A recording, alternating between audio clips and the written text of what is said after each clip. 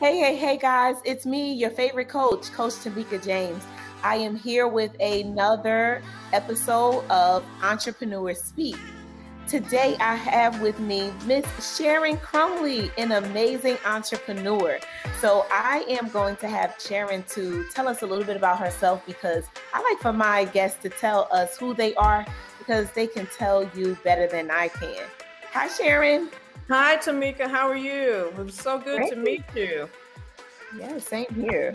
Okay, well, I'm a mixed media artist and I create things out of paper, paint, and found objects. I took on art full time after a corporate layoff, and I've been doing it since 2008 when we had the recession. So you just keep plugging and things will turn around. That's the attitude I'm going to have.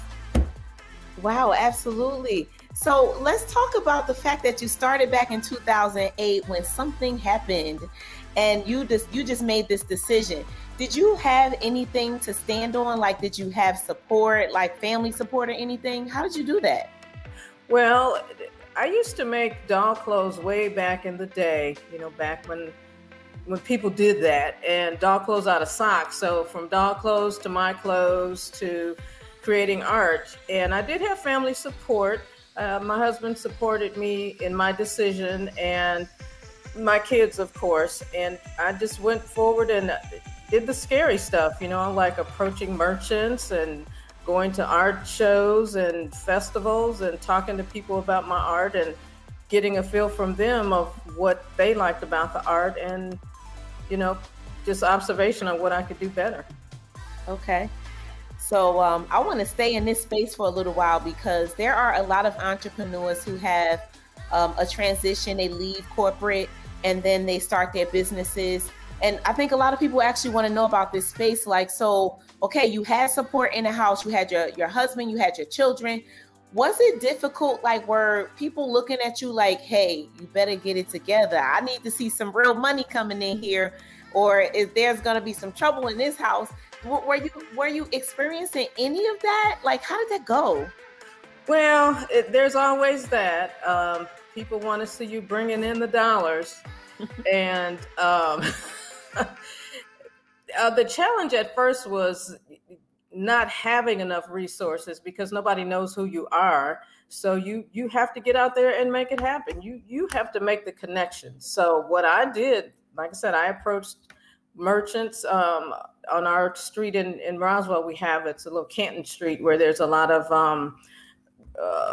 shops and all of that. So I would go in there and ask them, will you purchase this? Will you buy this? Because I made several different iterations. It starts at one point and it goes to another point. So I was making these African pot holders, and I went into the store that sold the cooking stuff, and I asked them if they wanted to buy them, and she said yes. So it started there.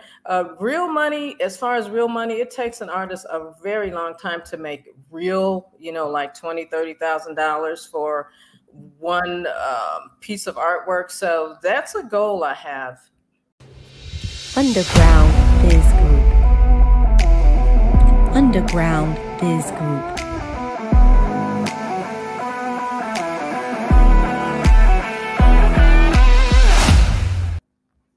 Now, what qualifies a piece of artwork to be at a high value?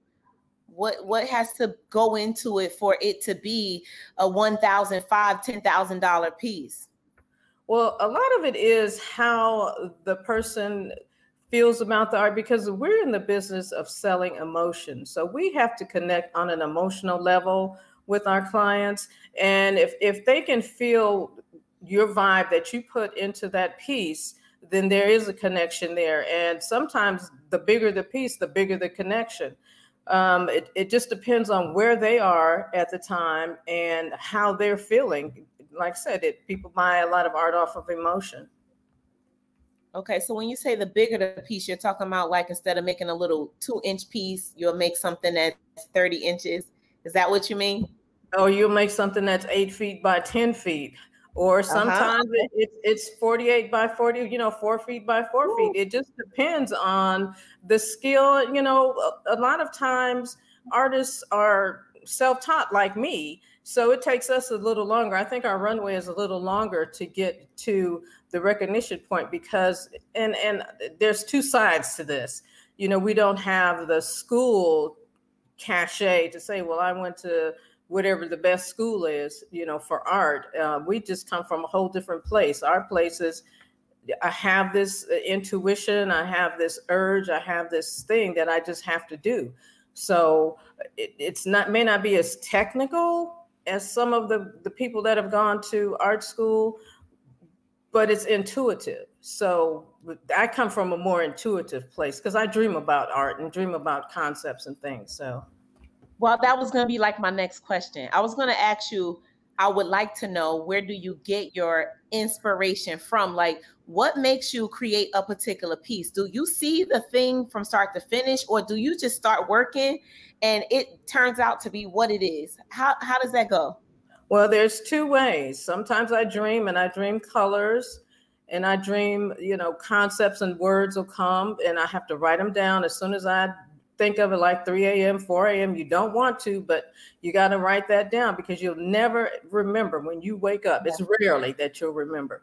The other thing, it just might be how something looks. Like a piece of paper can be laying a certain way, or a piece of fabric it's just something, and it just speaks to you. And then you just have to say, okay, I see you. And you take that and you put it into the art and you make something of it. And it's like I said, it's just sometimes you just notice things. Yeah, I enjoyed this because, well, me and my little artsy self, I used to make quilts. So I don't have a big artsy part of myself, but I do to some degree because I am very creative. But I used to make quilts, and I don't know if you can appreciate quilt making because you're an artist. I don't know. You do? Oh, so, of course. I remember that we used to get all of these different fabrics, and they were different textures. Some were thin, some were thick, some had colors, some were like blank and plain, and we would add them all together and we would create this really big piece. And I remember doing that, and it was so fun. So did you ever get into quilt making at all or not?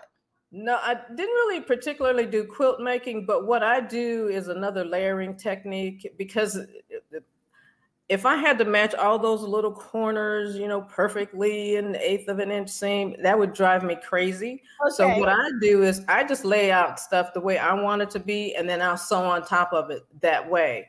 So it creates more texture, you know, and it can, if you use different color thread, it adds more color. But quilting is awesome. I mean, I really appreciate people that have the time to, you know, make sure everything is just worked out just right. And I love it, but I'm not going to do it. Yeah. Sometimes you have to be an appreciator. And listen, I'm over it myself too. It was just a small part of my life when I took like some sewing classes and art classes just as a teenager. And I'm so grateful that they have that they had programs like that for us to be able to delve into different things, because who would know what a person's gonna actually want to do unless they experience certain things. So where would you say that your artistic abilities actually stem from? From my mother. She taught me to sew. And we used to battle because, you know, interfacing and all that kind of stuff. But she taught me to sew. And later on in life, I really had a deep appreciation for her time and her talent, because my mother could make coats and stuff without patterns. She'd just cut it and make it. But and in school, too, you know, back when I went to school, back in the old days, they had home economics. So you learned to make a gym bag, or, you know, a pair of shorts or something like that. So it was just something that I liked. I mean, I just like taking something and creating something else. So. Well, guess what? I remember home ec too. And okay. I actually, it's so funny. I end up telling my age on this podcast all the time when I'm talking to people and I'm relating to what they're saying. Well, here we are. Oh my goodness. But yeah, I mean, at some point in time, I mean, maybe like my last 3 or 4 years of school, home ec wasn't present anymore. But yeah, I do remember it. I sure do. So yeah, it was a good part of our lives. It, like I said, it helps to build up who we are. So now let's talk about the fact that You are the coordinator for what's the name of it for the Roswell Roots Festival. Yes, Roots Arts. Listen, say it again. It's the Roswell Roots Arts Festival. Yes. Right. Okay. Yeah. It's a festival that I started about 5 years ago. We're going on our 6th year. And it's been a challenge, you know, as far as getting recognition for the festival and then getting the word out. And we do it in conjunction with the city of Roswell. So every year Roswell has the Roots Festival. There's this Roswell Roots Festival, but this is the art festival part of that festival. Mm-hmm. So like I said, the city has their part of it. And then this is just one event in the city's series of events. So always looking for, you know, talented Black artists. It is Roots. So that's just, it is what it is. So. Mm-hmm. Yeah. So how do you find artists to be a part of that?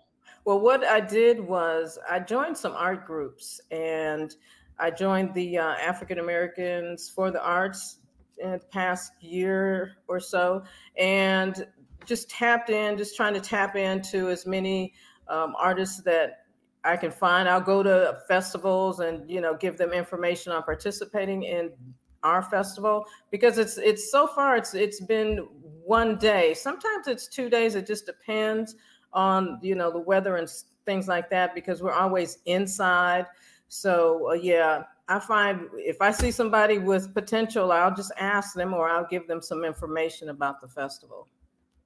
Okay. So for them to be a part of it, is it something that they just join, or are they paying to be a part of it? How does that work? Yes, it is a juried festival, and I should say juried festival, and the fee is based on the location. So if we get a location where it's not as expensive to display, then we give the break to the artists. So there is a fee associated with it. And like I said, you have to be juried in. And it's not me that's doing the jurying. Let me just say that, you know, there's another team that does that. So, and they make their selections, and then we go from there. All right. So I have a question about, you said that you make really large art pieces at sometimes, right? Really large pieces. The largest that I've made is probably, because I can't store them here in my studio, is about 4 feet by 4 feet. Okay. Now the real question I want to ask is, how do you, number one, transport that so that it doesn't get broken? Has that ever happened? Has something ever been transported and broken? Well, something has been dropped off, and at the exhibition, they broke it. Oh, okay. So look, tell us a story. So I always ask for people to tell me a bedtime story. So tell me a bedtime story about a situation when your art was moved and something happened. Well, yeah, this was a high-end art show, and I dropped the piece off. It was sizable. It was about 3 feet by 2 feet.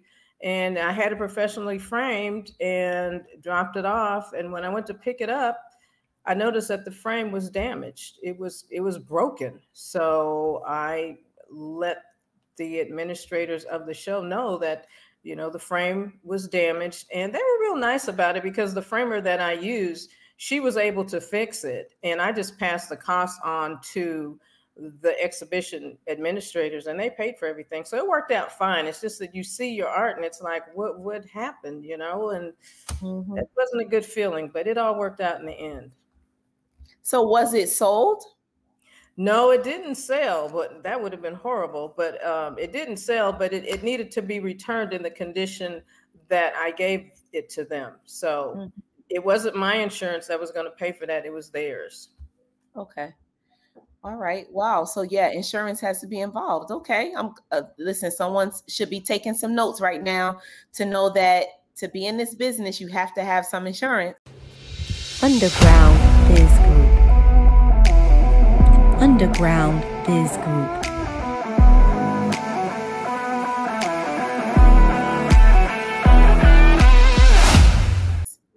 insurance because something may be stolen, something may be like this situation could be damaged, and there's liability. You know, most of the shows that I do right now, I have some pieces up at Avalon up in Alpharetta, and they're in a corporate corridor, but you still need insurance. So if something happens, that's at any show that now they're requiring you to have liability insurance. So. All right. So if you place your artwork in certain places where it can be sold, how long would you leave it there before you say, oh, it's been here for some time, it hasn't gotten an owner? How long does it stay there? I like the way you said that. It hasn't gotten an owner.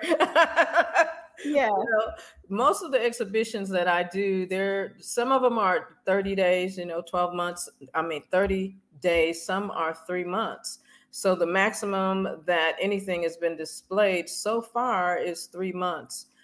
But what I try to do is have different art at different locations. So this up until June, I had 5 different locations, exhibitions that I was in. So it was just preparing, dropping off, picking up and stuff like that.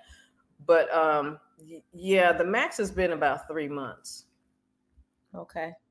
So in transitioning when it comes to transporting your artwork, do you just own a vehicle where that allows you to transport, or are you renting a vehicle every time you have to transport something? No, we have an SUV, a small SUV that fits everything. We did a show once in Washington, D.C. that we did have to rent a car because it was a distance and it was the things that I was taking too. So it just worked out better to rent a little van to take the stuff. So we did that too. Okay. I'm just asking these questions because there are so many aspects to a business that people just don't think about. Like if you have to move things around, either you're renting vehicles or you need to go ahead and purchase one that'll house all of these things, So I'm just trying to bring the pieces of the puzzle together for an upcoming artist who needs to pay attention. Yeah, that's for sure. You have to be prepared, and if you're not prepared, you have to improvise. Yes. Now, I know that you do what's called mixed media art. And you're also an abstract artist. Can you define exactly what those two things mean for anyone who doesn't understand? Okay, mixed media art is where you take 2 different materials and you combine them to make something. So with mixed media, you may have paint and ink. They have acrylic ink that you can use that makes colors too, or watercolor and acrylic paint, or you may take some leaves out of the yard and add it to your acrylic paint on the paper. You may take fabric and add it in. It's just mixing of materials. Abstract art is coming from an inner place. It's abstract art it's like coming from your soul, just about. It's one of the hardest art forms that you can do because you have to be tuned in. And it's all very free, but there is a method to abstract art too. It's not just throwing stuff around and expecting it to look good. There is a process, and in that process, you have to learn how to break the rules and still make it look presentable, or, for lack of a better word. I'm surprised that there are rules when it comes to abstract art. Oh yeah. There are ways there are forms that you try to use, because in art you have the design principles and you have the elements, so you have to combine the two to make something that's pleasing to the eye. They have the Fibonacci sequence where it's the sequence, it gets real deep, where it's, if you look at a shell, the shell is divided into certain amount of pieces, spaces, and it gets into that and forms and all of that. So yeah, it can get technical. Okay, now where do you get that kind of information from? Well, I have been to different museums, and I also have taken workshops with different artists. Mm-hmm. And I've done research on my own to see why does that picture look good. And it tells you because the way that the brain processes different things, especially spatial things and relationships to forms and all of that. The way that the brain processes it is a certain way that it looks best on the paper. So it's you tapping into that and making it your own to create your own style in that particular thing. Sharon, this is deep. This is deep. Oh my goodness. I had no idea. Well, yeah. Ooh. Now, what I would like to know is between the two different types of art that we just spoke about, which one brings in more revenue? Well, that's a good question. It depends on the day. Somebody might be real, pumped on the mixed media, and another day it really does depend. It depends on the crowd and that. So it's just that. Okay. So when you develop relationships with people who you sell the art to, are you being strategic in that? Because you just said that it depends on who you're talking to, who you're communicating with, for whether they'll buy stuff or, I know there's some type of method to the madness. So how do you do that? How do you reach the people, your tribe? How do you decide who you really want to connect to? I know you're gonna, of course, have to have several connections, but you said that the art that you create, there are different people that will purchase it. Mm-hmm. And you said it's also dependent on their emotions at the time as well. So how do you determine where you're going to sell all of this art? Well, there's a couple of ways that I have sold. I have another acquaintance friend that has access to a group of people. They do private art shows, and he likes my work, and he asked for a bunch of work, and because he knew his crowd, so I gave him a lot of people, maybe 10 pieces, and I sold 8 of those. So he was really tuned into his crowd. Sometimes, to be honest, you don't know. You try to, everybody says, well, you need to know who you're selling to. Well, sometimes you don't know until you sell it. And then you go back and you say, what was this person about? Demographic kind of stuff. So sometimes you don't know. But what I like to do, I know who my demographic is, and I like to get into art festivals in that demographic. Okay. Now, are you using social media to promote your work? I am using social media. I do have a website, www.SharonCrumleyStudios.com. I'm on Instagram, SharonCrumley_artist. Don't use Twitter a whole lot, but I do have a Twitter account, Sharon Crumley. My name is really redundant. Sometimes I get tired of hearing it myself. But and what I also do is I have an artist registry where I send out once a month the new art that's coming out, and I give the registry the first opportunity to see it. And if they want to purchase it, they get first dibs. And then after a couple of days, I just release it out to everybody, and they can take advantage of it. Okay, I think that's something that an artist would need to know, that there are registries. So that's cool. Are you on one registry or are there several? No, this is my own registry that I created. I collect your email. Oh, wait, let's start over because I messed that all up. This is registry that you allow other artists to put their work on. No, wait, all right, start over. Yeah, it's okay. It's okay. I created a registry. I call it a registry. It's where I collect your email, and when I make a new piece of art, I send it out to that exclusive group first. Oh. And then the second people who are not in the registry, I'll put it on Instagram or, go through the other channels that I have on social media and then just present it to the world per se. But the registry gets to see it first. Okay, well, let me tell you what I thought that you meant was that it was a place where you upload all of your photos of your work, and there are people that actually come to the registry to take a look at it. So I was thinking of a universal place, and they get access to it, but you're sending out to them. I got you. But that's what I was thinking you were talking about. Well, I am part of the Fulton County art registry. Okay. They do have art that you can post there for their purchasing if they choose to purchase it. But yes, as far as a registry, I just created my own. So Okay, I got you. Okay. All right. So, do you ever have artists that come to you just to get assistance so that they can know exactly what they need to be doing? Have you taken anyone under your wing? I look for artists so they can take me under their wing. Um, well, let me just say this.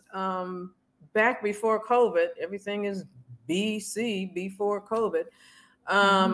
I did teach at the library, the public library here in Roswell. I taught seniors, and I don't know if that qualifies as artists taking under a wing, but it was just creative people. We would just come to have fun.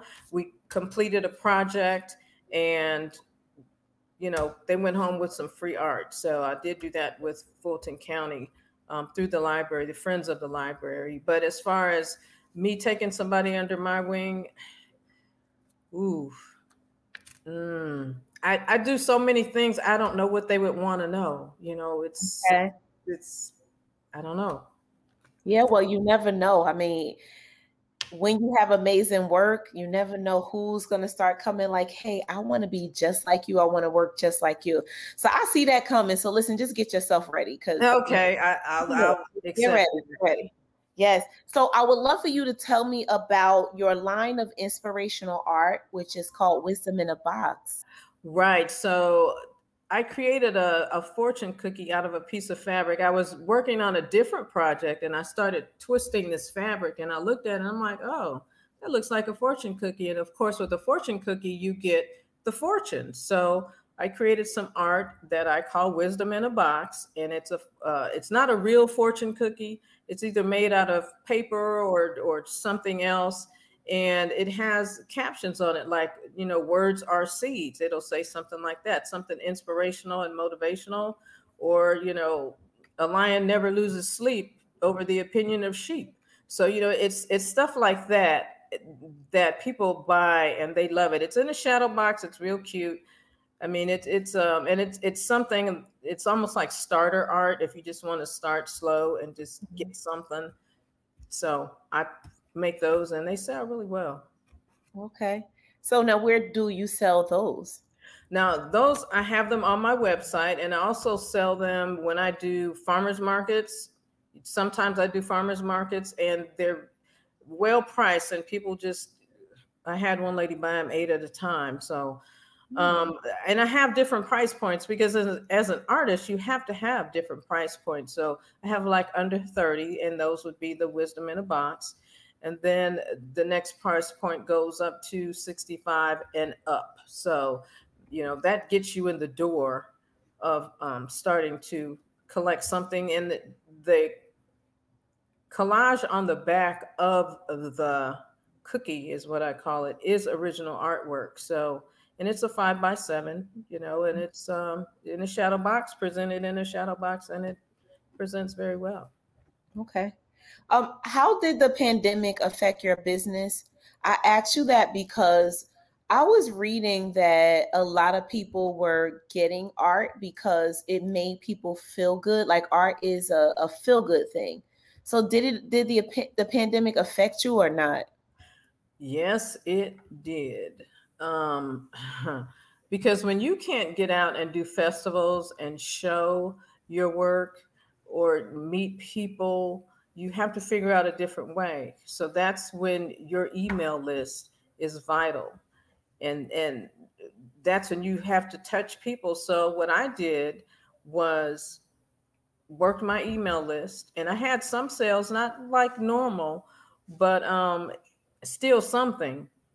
But that's what I had to do. I had to figure it out. In crisis, you have to think on your feet. And in business, a lot of times there's no time to just sit and look up at the stars. You got to get busy. So yeah, that took away a good 80-90% of my income until it started to turn around. So were you still creative during the pandemic, or did your creativity slow down? No, I had to keep busy. So yeah, I was still creative because that part for me, it doesn't stop. The intuition and all of that, it doesn't stop. Sometimes it's a lot, but when you feel it, you got to go with it, because once it's gone, you back doing the stuff that you just know that you need to do. So when that hits, I just have to go and I tell my husband, look, I'm in the zone. I got to work. So let me work. And it usually works out pretty good. Now, how long do you work on your art? Do you have like time restraints where you're like, okay, I can only work on something for 2 or 3 hours? Or do you find yourself up all night long making sure it's done? Well, usually I work on more than one piece at a time. So I may have 4 or 5 things going at a time. So it's just a matter of completion sometimes, just to complete it. Not rushed or anything like that, but you set it and you look at it, and you have to look at, well, for me, I have to look at it to see exactly what it needs, because it'll tell you, give me a little more red over here, or put a little pink over here. It'll speak. So there's not a time. Sometimes I am up out there at 4 a.m, and then I go back to bed. But most of the time, it's hours at a time, and it's in the studio. I mean, it's a grind sometimes, like everything else, but it's a grind that you like, that you really take pleasure in. So, okay. Now, tell me about purchasing materials. So, are you walking into a place? Are you ordering things online? Like, how do you know what to pick up to incorporate into your art? Well, I have base materials. These are things that I know that I'm going to need all the time. And then there's the extras, the inspirational things that pop up, like different papers, because I like papers. I like textures. So I might, it may be a mulberry paper, or different kinds of papers that I use, handmade paper. I buy some from this guy. He's down on the South Side, and his papers are just wonderful. But paint and stuff, all that stuff, it's colors, and you just pick. Well, for me, I like color, so I don't run the gamut, but I know how to mix to make other colors. So the paint and that, ink, different inks, acrylic ink, alcohol ink. I guess I just like to get stuff and experiment, because I do experiment a lot with what I do, because I want to see if that works with that. And when it works, it's good. I mean, it's great. When it doesn't, it just sits to the side until you can circle back around and see how to make it work. Okay. What about glues? Like, are there specific glues that you do or don't use? Anything that you can share with an artist? Well, it depends on what kind of paper you're using. Usually it's yellow. Yoo-hoo. It's a glue stick. I like glue sticks. And there's also medium. That's what it's called, medium. That's good for if you're using heavy paper. The glue sticks I use mainly for more lightweight paper and some fabrics. There's also Elmer's glue that you can use, but not straight out of the bottle. You mix it, and you can use that for certain things too. So, glues are important, and even rubber cement. I use rubber cement to make textures. So, there's that. Yeah, I really wanted to say, what do you use to hold everything together? But the word glue came out of my mouth because that's okay. But I can only imagine that there are different things that you have to use to hold pieces together, especially when the artwork gets really large. So, oh yeah, you have to make sure that your adhesives are gonna hold, because it's a disaster if stuff starts falling off after you have it framed. Or if you don't frame it and it's still falling off. So that's not good. Okay, now how many times have you put something in one spot and you look and you were like, no way, it cannot stay there. And then you had to like rip it off. Like, how many times? You do that a lot, because or either you rip it off or you leave it there and put something over it. Okay. Yeah. Sometimes you just look, that's not working. Let's just put something over, or you paint over it so that you have a fresh start, or that one spot or whatever. But no, just to leave it is not good enough. So now, how do you see yourself in about 5 years from now doing what you do? In about 5 years, I see myself with pieces in the Smithsonian in DC. That the Ooh. yeah the you know the museum up there, the African American Museum. I see myself in there. Um, that's one big thing. And then they have out in LA, they have the Black Art Museum out there. I'd like to have something there too. Okay. So, yeah. Oh, well, I'd like to see it there too. So I want to know when it happens. My goodness. Well, I'll keep in touch and let you know. Yes, please. So what would you say to someone who is just starting becoming an artist so that they don't go down the wrong road, like just so they can have great success? Well, I don't know if there is a wrong road, because that road is going to take you somewhere that you may need to see, and then you can circle back, because there's no straight lines. Nothing is a straight line. It's sometimes you think, well, yeah, I'm wasting my time, but no, sometimes that's just the off ramp for you to go to explore something else that may be beneficial. So yeah, just know that there's no straight lines. Right. Well, not to your destination. Now, you do want straight lines in your artwork sometimes, but okay. All right, so let's tell them something. You did tell us a bedtime story already, but anything that they really need to stay away from. Don't do this because it's going to take you too long to get to where you need to go. Well, I guess I'm of the mind that I don't know what to tell you not to do, because sometimes those things lead you to greater things. Mm-hmm. If you're saying, don't waste your money on an art course, I wouldn't say that, because it may be one nugget in that class that'll get you to the next level. So as far as what not to do, what I would say is don't delay. If you feel it, do it.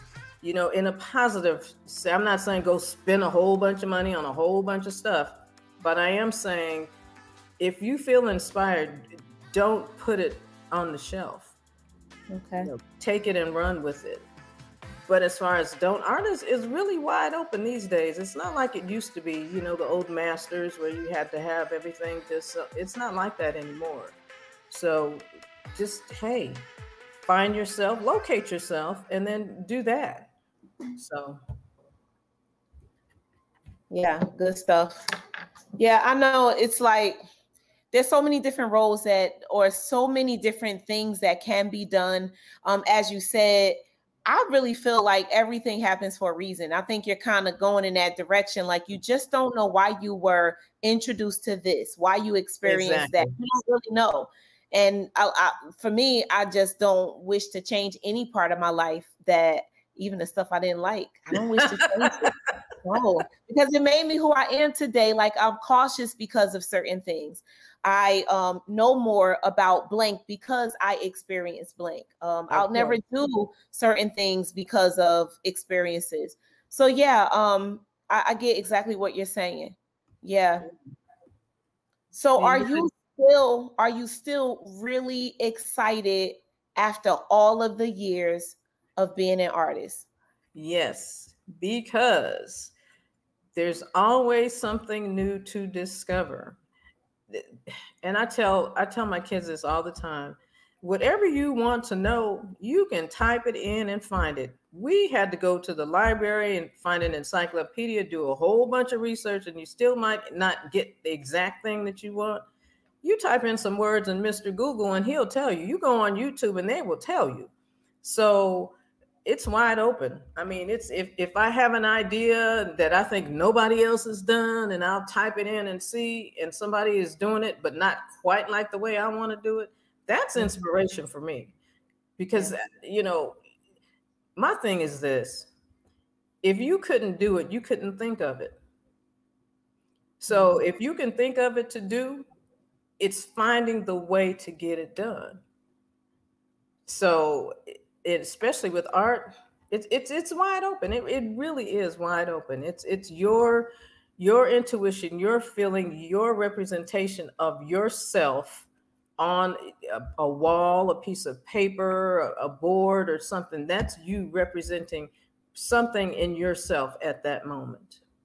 Okay. I want to ask about, we hear about the starving artist, right? Oh. Because that can happen to some folks, right?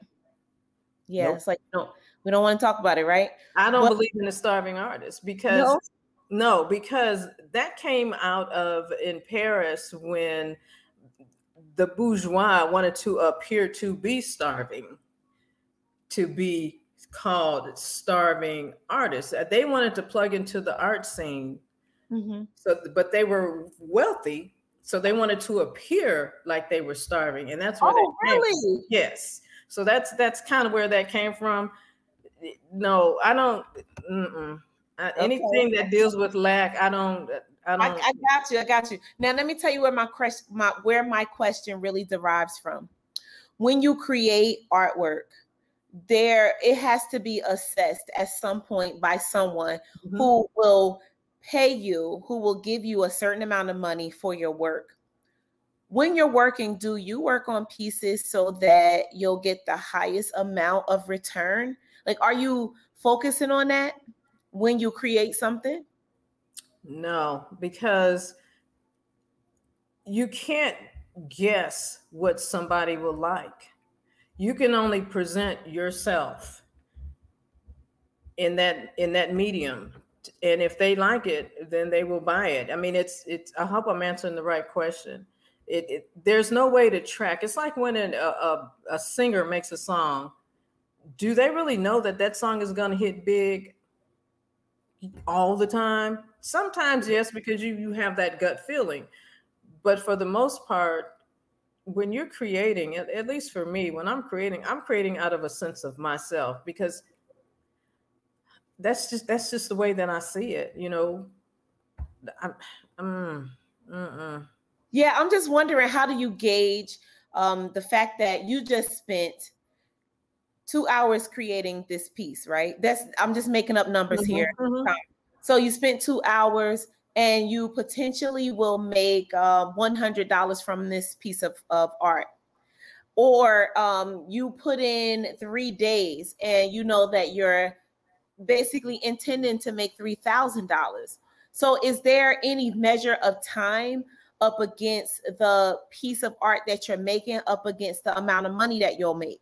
Because I don't know if you're making pieces that are consistently gonna only bring you back, $20 for each piece. Like how does all of that, how do you measure that to, and that's where I asked the starving artist thing. It was just kind of a word that I heard of. And I really wanted to be able for you to give an artist some information on how do they gauge what they're making against their time, against the materials, against the size of it and all of that, to make sure that they're making items that are really going to sell at the highest value. Exactly. And that's exactly what you're talking about, value. So one way to price art, there's a formula that you can use to price your art. Oh, tell us about it. Well, there's one, I'll share one way with you. One way is to measure the art, add up the size of the art. Say if your art is 8 by 10, 8 and 10 is 18. And then you add a factor to it. You can multiply that by 3 and add, 10% on top of that, and that's your price. You can do that. Other times it's perceived value. Now, if you look at the Mona Lisa, which I have had the opportunity to see in real life, yes. I saw it too. Yeah, I went there. Yeah. Yeah, did you? Did you like it? I mean, it's, to me, it was incredible that and it's not that big. Right. So it's perceived value, right? So when you look at it like that, I mean, I think the Mona Lisa is maybe 18 by 24, maybe. But the value, people think, oh, this is so wonderful and it's so old. It's worth, they can't even put a value on it anymore. They stopped doing it because it's priceless. So how do you get to a price, or how do you get to a price versus value? Is that The one and the same? Yeah. Or, okay. Now, one way you can approach it is, if my art is measures, like I said, 8 by 10, the price is going to be X, because I know I can make that piece of art in X amount of time. You can do that way. Right. This is what I'm asking. Yeah. Right. You can do that way.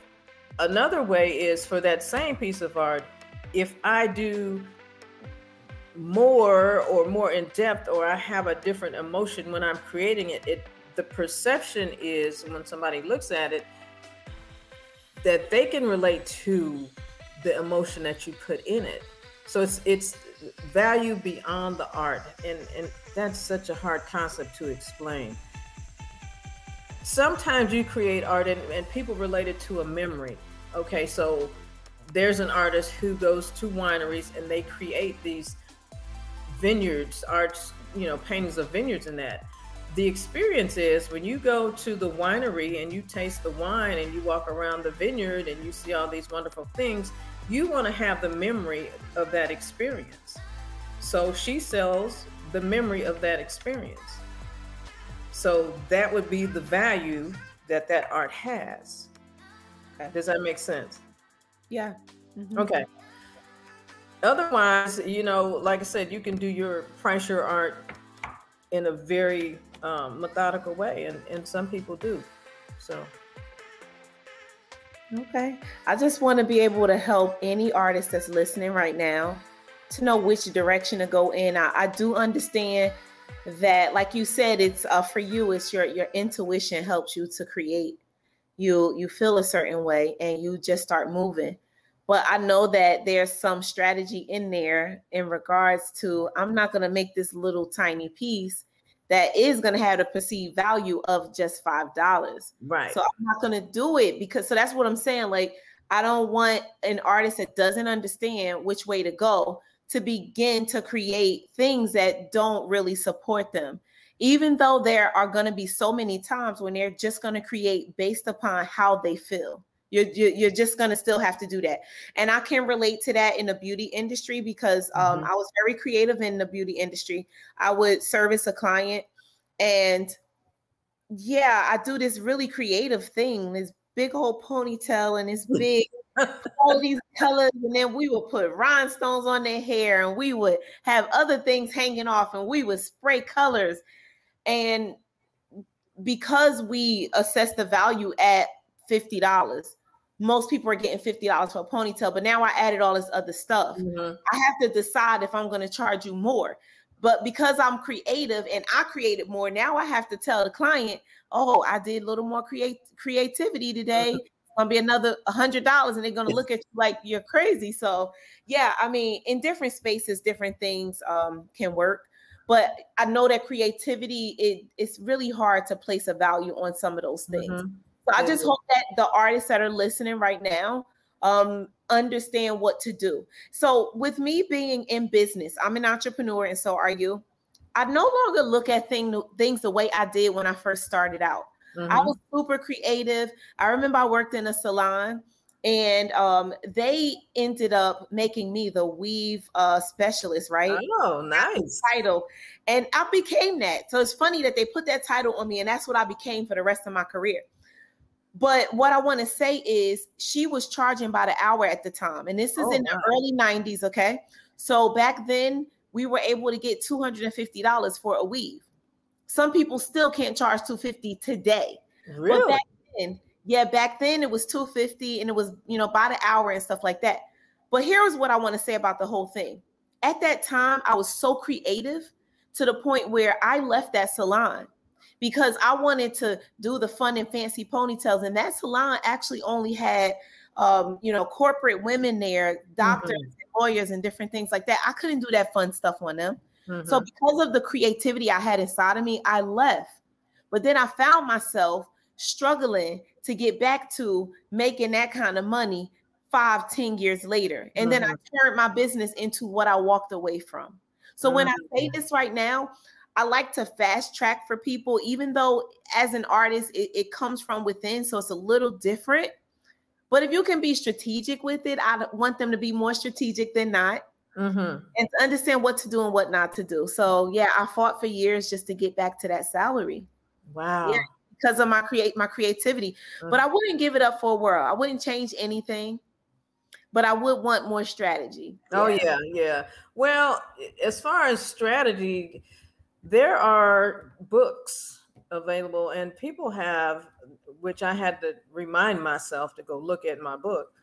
There's an artist, her name, can I give her a shameless plug? Yeah, of course. Okay.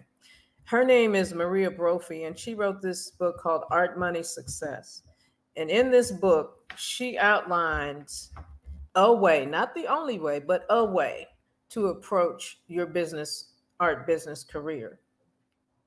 There are other artists who have created different plans. If you are an illustrator, these are some possibilities for you to research to see if that's the plan you want to follow.